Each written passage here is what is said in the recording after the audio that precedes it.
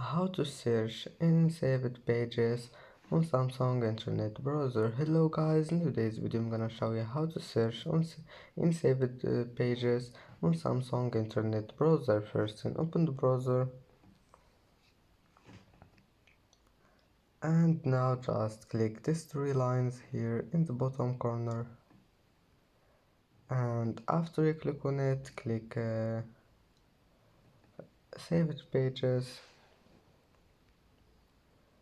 and here you will find saved pages. And if you want to search in it, just click this search icon here and type anything you want.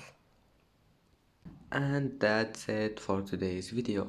If you like this video, don't forget like and subscribe, and thank you for watching this video until the end, and see you in the next video.